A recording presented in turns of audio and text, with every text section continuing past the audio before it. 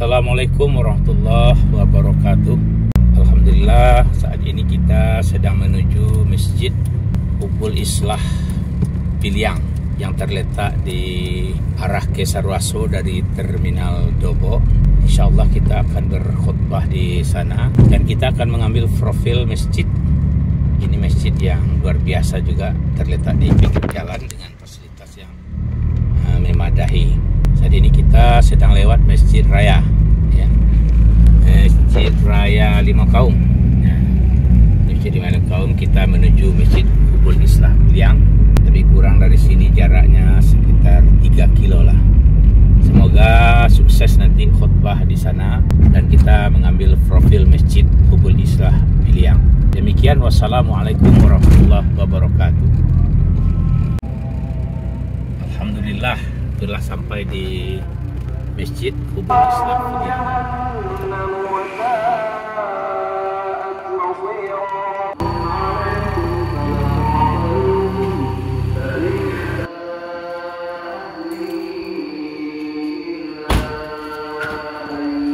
Assalamualaikum warahmatullahi wabarakatuh. Alhamdulillah, kita telah sampai di Masjid Hubul Islah, ya, yang terletak di Piliang, Negari Lima Kaum. Kita khutbah di sini di Masjid Hubul Islah Piliang.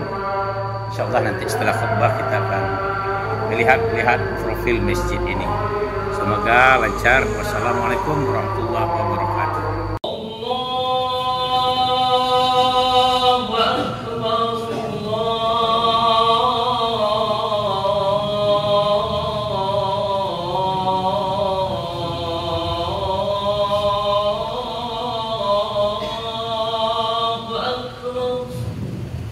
Alhamdulillahi Rabbil Alamin, wa bihi nasta'in ala umuri dunya wad din.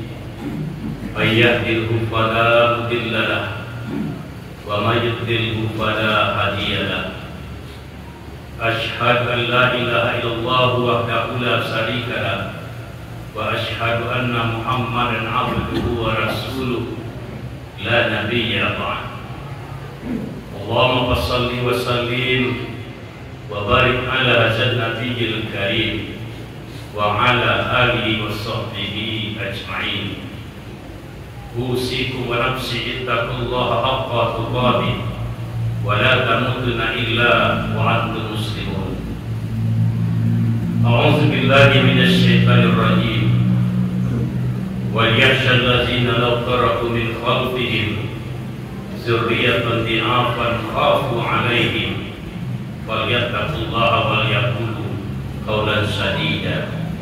Shadaqallahul azim. Surah An-Nisa ayat 9. Ma'asyiral muslimin, hamba Allah, kamu yang dimuliakan oleh Allah Subhanahu wa taala. Mari kita mensyukuri nikmat Allah yang diberikan kepada kita, sehingga kita dapat melangkahkan kaki dan mengayunkan tangan untuk memenuhi panggilan Allah dan memenuhi janji kita kepada Allah Subhanahu wa ta'ala. Dari sekian banyaknya nikmat Allah itu tadi, dari nikmat kesehatan, nikmat rezeki, nikmat kesempatan, yang paling menentukan kehadiran kita di sini adalah nikmat iman, di mana itulah suatu kenikmatan janji kita kepada Allah Subhanahu wa taala. Ada di antara kita mungkin yang ekonominya agak sulit, kesehatan yang sulit, kesempatan yang sulit, tetapi karena kekuatan iman dia mampu datang untuk memenuhi kebutuhan Allah Subhanahu wa taala. Mungkin ada juga di antara kita yang serba berkecukupan, tapi karena masih mengejar dan terus mengejar kehidupan ini, tampaknya seperti kita berjalan di aspal. Dari kejauhan nampak air tergenang. Itu ada air yang tergenang. Sesampainya di sana air itu itulah dunia. Nah, hanya kekuatan ruhiyah, kekuatan hati yang bisa membuat kita sampai menuju rumah Allah. At-taqwa hahunna, at-taqwa hahunna. Ketakwaan itu adanya di hati, bukan di ilmu, bukan di otak, tetapi adanya di qalbu. Salawat dan salam mari kita sampaikan kepada Nabi Muhammad sallallahu alaihi wasallam. Khatib berwasiat kepada diri khatib dan mengajak kita, marilah kita selalu meningkatkan keimanan dan ketakwaan kita kepada Allah Subhanahu wa taala. Kaum muslimin yang dimuliakan oleh Allah Subhanahu wa taala. Tadi khatib membacakan ayat surat An-Nisa ayat 9 yang di sana ditekankan ada dua ayat. Wal yashal ladzina law qarabu min khalfihim dzurriyyatan dha'afan khafu 'alaihim. Hendaklah kamu cemas meninggalkan generasi. Wattaqullah, yang pertama adalah keimanannya. Ya, kemudian yang berikutnya adalah kejujuran. Wal yaqulu qaulan sadida. Mereka yang berani melawan kemunafikan dan kebohongan, baik kemunafikan yang ada pada diri mereka itu sendiri maupun kemunafikan yang ada terhadap orang lain. Yukhadi'unallaha wallazina amanu wa ma yad'una illa anfusahum wa ma yashurun. Mungkin di antara kita mencoba untuk menipu Allah dan orang beriman, padahal sesungguhnya ketika dia menipu orang lain, dia telah menipu dirinya sendiri. Maka yang paling ditekankan di dalam ayat ini adalah kekuatan yang perlu ditanamkan kepada generasi itu adalah keimanan dan kejujuran, bukan profesionalitas, bukan kecerdasan, tapi keimanan dan ketakwaan. Yang menjadi masalah hari ini adalah tauhid. Ya, tauhid kita. Persoalan masjid tak ada lagi masalah. Masjid sudah bagus. Tempat duduk masjid itu tak terkalahkan oleh tempat duduk kita di rumah. Bahkan masjid sudah ber-AC, WC sudah berkeramik, tempat parkir sudah selesai. Yang menjadi persoalan hari ini adalah tauhid. Wattaqullah. Maka saya ada punya teman di Australia. Ya, saya tinggal di suatu negara di mana di provinsi saya ini tidak ada masjid. Untuk pergi sholat Jumat saya perlu pergi naik kereta 4 jam dan bermalam di suatu tempat. Artinya di sini dia tinggal masjidnya mungkin di Jambi. Sudah punya cucu, saya tidak pernah saya pergi sholat Jumat, tidak pernah terlambat. Ini persoalan tauhid. Ya, ada juga teman dia kerja di sana, lalu di suatu provinsi yang tidak ada masjid dengan gaji yang fantastis dia pindah ke Indonesia. Kenapa kamu pindah? Saya tidak mendengar suara azan setiap hari. Ini persoalan tauhid. Ya. Nah, janji Allah itu pasti, janji kita yang tidak pasti. Maka ketika Allah mendekati kita, mendekati Allah selangkah, dia akan sejengkal. Kita dia sejengkal, dia sehasta. Kita sejari, maka dia lebih dekat di urat leher. Bagaimana janji kita dengan Allah? Contoh, saya pergi ke kantor pagi itu untuk mengantar anak habis 3 km jarak. Lalu saya pergi ke kantor itu 11 km. Jadi 3 km ditambah 11 lebih kurang 15 km saya berjalan. Hampir tidak pernah saya terlambat ke kantor. Karena kalau terlambat 1 menit saja itu TPP dipotong. Di kantor itu ada yang jaraknya dia berulang dari rumah itu 40 kilo. Ada. Tidak pernah dia terlambat, bahkan dia lebih dulu datang. Karena kalau dia terlambat TPP-nya dipotong. Tetapi ketika masuk waktu sholat zuhur, jarak musalah itu cuma 2 langkah dari kantor itu. Dari pagar kantor itu 2 langkah. Hayya 'alas shalah.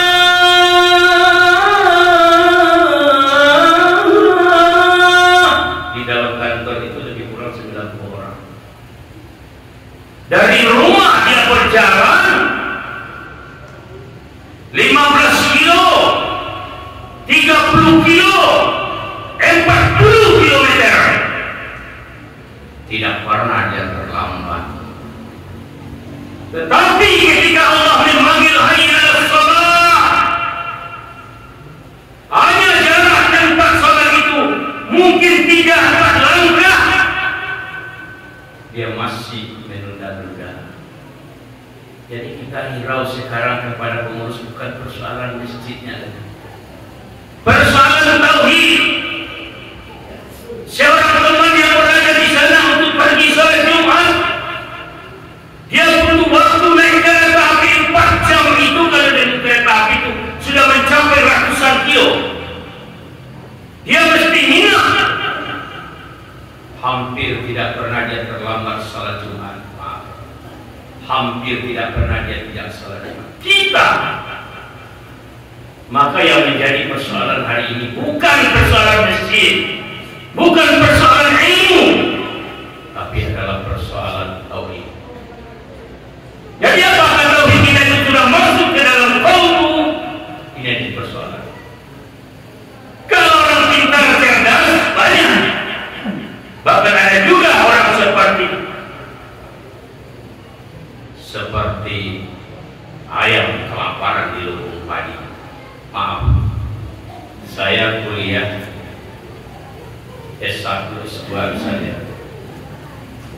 Itu ketika kuliah dulu di perguruan tinggi itu, seluruh pakar ada, baik pakar hadis, profesor tafsir, profesor hadis, profesor teologi, profesor tauhid. Sekarang nggak tahu. Profesor hadis, profesor tauhid lengkap di sana. Belum pernah saya menemukan seorang dosen profesor hadis sekalipun, profesor tauhid sekalipun, profesor teologi, tafsir. Begitu mendengar suara azan kita berhenti kuliah, belum bertemu oleh saya. Jadi Islam itu baru sampai di kota, belum sampai ke kaum. Pada janji Allah itu pasti muslim. Barang siapa yang berjalan ke masjid dalam keadaan berwudu, dia langkahkan kakinya maka akan mengangkat derajatnya. Sesampai dia dibenci salat ke masjid, diambil sampai depan, ditinggikan derajatnya. Hati-hati kita pergi salat Jumat. Jadi yang menjadi persoalan hari ini tauhid. Palestina juga persoalan tauhid. Andaikan kerajaan di negara-negara Arab itu tauhidnya mantap, habis itu Israel. Tapi tauhidnya kan separuh.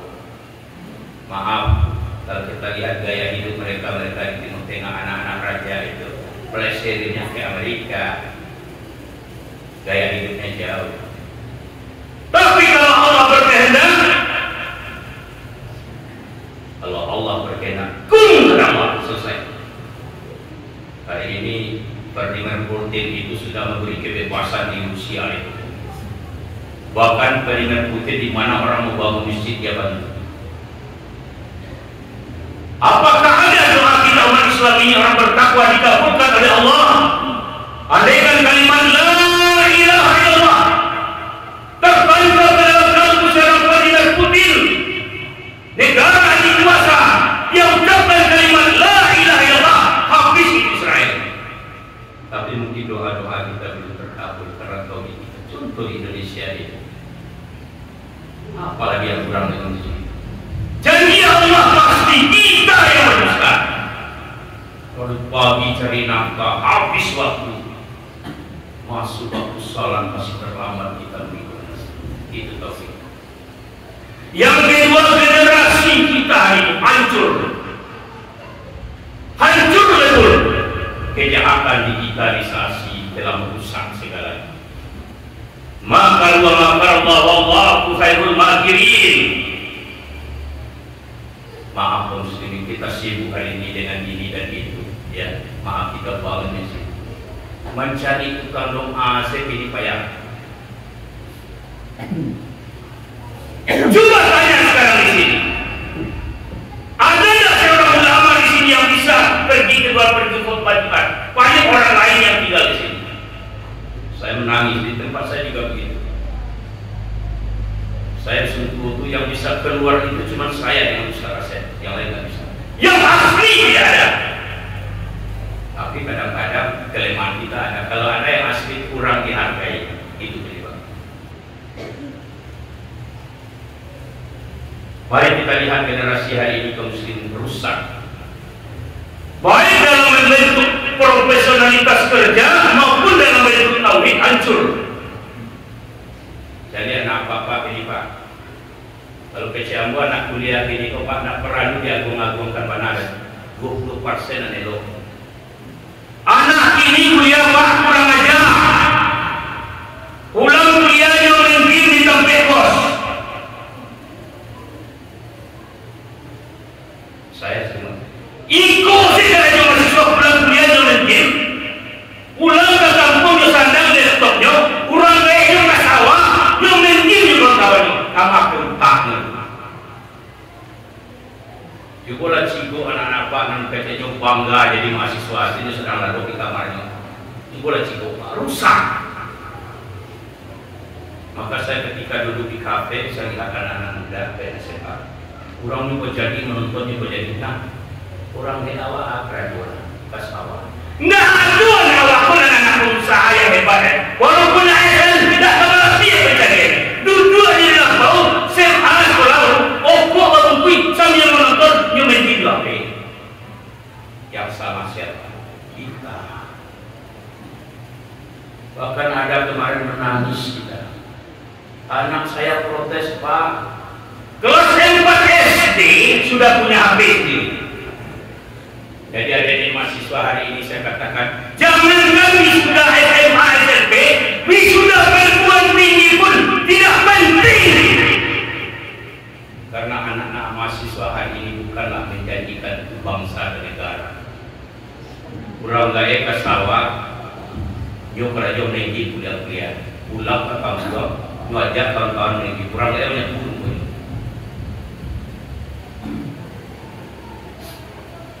Coba baca biografi B.J. Habibie.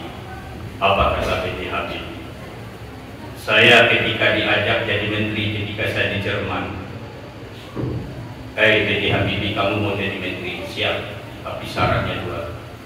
Satu. Yang pertama, 2 hari saya cuti. Saya punya ilmu 7 orang pembantu merawat ibu bapak saya. Tapi kalau saya cuti, pembantu Islam saya yang merawat ibu saya. Ikut dibeli kuliah di Padang Pak, pulang di rumah, siar orang gaya nyoba kerajo, nyoba kerajuan, tak agama. Oke, cek kita apa yang disampaikan oleh KDM, tak pernah bermewah-mewah anak kita. Rusak. Ke depan orang yang punya posisi bukan orang yang berjasa, tapi orang yang mau bekerja. Bahkan sarjana Bapak merusak generasi. Tamai kuliah diajak di tahun kerajo, awak pemasang tenda, aku kan sarjana. Red. Orang yang mau bekerja sambil kuliah pasti punya masa depan. Ada contoh di Padang, kakak saya. Dia sambil kuliah tinggal di masjid 133. Ini ke taman, sholat dan dari disiplinnya sesuatu dulu. Nah, kamu kapan tamat? Kamu di taman ya Pak? Habis tanggal itu, bulan itu masuk sepak, kamu tolong. Ya tolong ya Pak, sekarang lempar makan. Ada juga anak, kalau saya di Bandung itu kan mobil jenderal-jenderal pensiun itu kan di laman. Ada Pak, dia di sini atau Pak Usado, hari Titigo, hari kampanye datang ke badan waran cak kena. Dia mau ngusir tentara, kira sama siapa tentara. Bayangkan Pak, kadang dia kerajo, sambil kerajo di mana beliau. Maaf, saya alami pasti. Sekarang juga baru gue tahu ini. Ada satu tempat saya langganan di sana, mie manis, martabak manis, enak saya langganan. Hiro dan kerajo terpecah dengan tidak anak agama kuliah. Baru sewa teko enak. Sambilnya kerajo menapir. Gampang kuliah macam itu. Sampai sebulan baru. Jadi kalau ada anak yang sudah asik main game dengan HP, berarti sudah kuliah Pak. Tidak ada gunung. Pulang awal rayu, assalamualaikum ke Jawa ini masih kuil. Indonesia hancur karena digitalisasi. Dia tidak tahu siapa. Jadi persoalan hari ini bukan persoalan tauhid saja, profesionalitas kita hari ini nggak ada. Dia sangat tergantung dengan asik dengan menonton itu rusak generasi kita. Apa langkah? Ada kebijakan, kekuasaan. Maka saya pernah mengatakan apapun persoalan itu kekuasaan. Kita hanya bisa berceramah dan berdoa. Contoh, karena saya berikan rokok itu haram. Apa saya bilang? Andaikan seorang presiden itu bermimpi tercekek dia oleh rokok. Lalu dia panggilnya panglima, panggil Kapolri, panggil panglima Pangdam, panggil Menko Polhukam, rokok itu haram. Anggota cekik rokok dia mati. Tolong tutup seluruh pabrik rokok. Kalau tidak ditutup pabrik rokok, kamu besok saya berhentikan. Selesai. Jadi kalau kekuasaan itu, tentu saja kita mulai dari bawah. Kaum muslimin yang dimuliakan oleh Allah Subhanahu wa taala. Yang persoalan hari ini adalah tauhid, yang kedua ketegasan kita kepada generasi. Dan yang gue di KTM di situ ada loh komisi pembeli anak jadi pahlawan kesiangan. Jangan dibully. Kalau sempat itu dipegang oleh generasi muda, berarti aku dibela. Tidak ada cerita lemah lembut itu hari ini kaum muslimin berusaha. Bayangkan orang kayak ini kerajo ke sawah, ini pulang kuliah saya punya kerajo, main iko kawan-kawan. Nampak siapa di pesawat ini punya sikil rusak yang akan bisa mengatasinya. Tentu saja kita selamatkan. Ya ayyuhallazina amanu qu anfusakum wa ahlikum nar, anak kita masing-masing bekerja. Kalau lawan itu ada punya Pak Paranting selain ada gunung. Maka saya katakan jangan wisuda SD, SMP, SMA, kuliah pun tidak penting sudah. Saya tahu outputnya sekarang. Mencetak para pengangguran. Saya ingin apa satu pandu orang penghinaan kalau sudah tak seketik dirangkainya. Tapi outputnya seperti apa? Bayangkan pulang kalau dulu organisasi, pulang kuliah organisasi. Kalau ketik pulang kuliah yang dikumpulkan, kalau nanti ini pulang kuliah main game, pulang ke kampung main game, duduk di kadenya main game. Kenapa? Karena dia tidak punya ilmu. Kalau ibunya tinggal menonton selesai, tinggal mencatat di YouTube selesai. Haknya dalam perkara itu. Bayangkan ini generasi emas mau apa yang akan datang. Semoga ada hikmahnya bagi kita. Fa'tabiru ya ulil absar la'allakum turhamun.